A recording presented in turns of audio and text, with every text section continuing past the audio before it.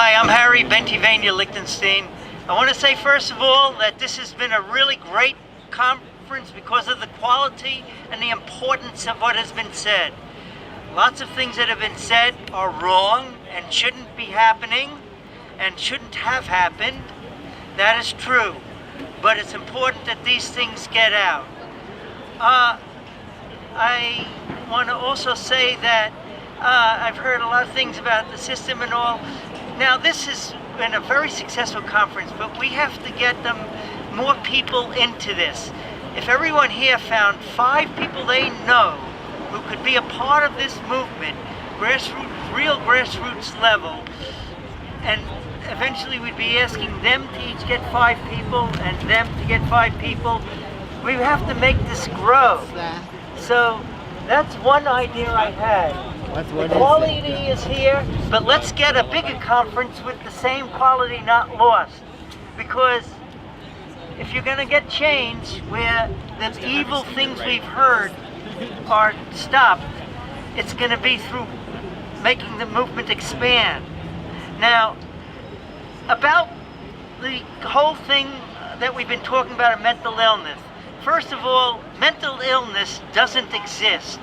We're all capable of every emotion imaginable, from anger to being sad, to being happy, to being completely ecstatic and energized, to feeling a little like just want to slow down a little bit. We're capable of all of these things, and none of them are diseases.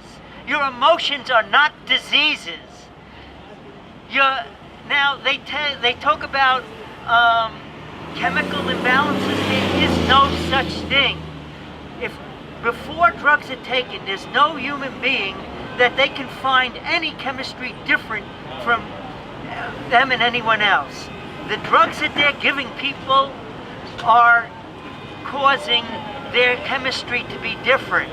Not only that, in regular life, yes, if you get angry, you cause through your anger a change in chemistry, but a temporary one, which then when you become happy, it changes another way.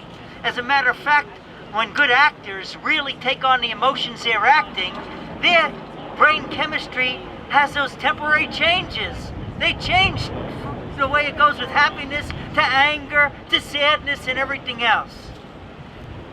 Now, they make trillions of dollars for the pharmaceutical industry, giving the same drugs, by the way, that they give to people who are cancer patients and all kinds of other diseases.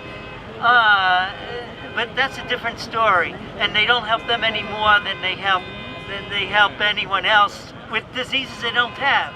Mental illness isn't real, so they have make-believe diseases that they give medications for. Now I want to change the topic and jump to something else related to the same thing. Not everyone is forced to take drugs. I've come to these conferences and seen people who defeat the purpose and choose to take the so-called care, and yet they come, not this one, but I've seen people come and say, but they have been helped by their drugs. Fine. No one forced it on them. If they want to believe that, they can. But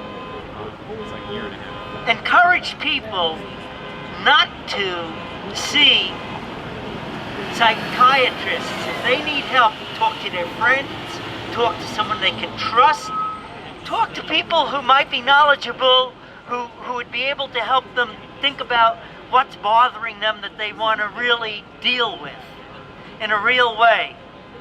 Don't send them to psychiatrists. Tell them do anything but that. Most people who get for psychiatry first voluntarily enter into it. For example, Ernest Hemingway, who wrote the book, Old Man and the Sea, and other great books, he went to a hospital not knowing better to get his alcoholism cured. They would never have picked him up against his will off the street because he was an alcoholic. Not him, Ernest Hemingway, off the street and forced him into a hospital. But he walked in and he couldn't walk out. They forced electroconvulsive shock therapy on him. Finally, when they did it for a long enough period of time, they decided, now we'll let him go. When he got out, he saw he could no longer write. He somehow remembered something of who he was. He decided he loved writing and he couldn't write. He took a shotgun and blew his head out with a shotgun. After they destroyed his life and they destroyed his ability to write. That's Ernest Hemingway. You know, even as someone as famous as him, you don't find that on major media. Most biographies won't talk about that, but that's a documented fact. That's what happened to him. That part of his life and being in the institution only because he walked in for help. Tell people don't walk into the psychiatric profession for help is my point. Because most people who get things forced upon them first voluntarily go to them. If people didn't voluntarily go to them for help, most of the people who were forced, not everyone, would never have been forced into the harmful treatments. So that is a trap to walk into them. You can help a lot of people by getting them to see you, see your friends, see their friends, see people they can trust, and trust that they can overcome their problems. They don't need their help to begin with. You have things bothering you, deal with them. Tell them, okay? So anyway, I guess I'm going to keep this short and say I want to motivate you, help other people. Get 5 people at a time for their own good, and to help other people, to help themselves, etc. To get more people to join this movement. Let's make it bigger. But start at a real grassroots level. And that's all I have to say right now. Okay? So I really hope I've encouraged you and to go on with, going from here where they are and bringing more people in and helping other people too. That's it.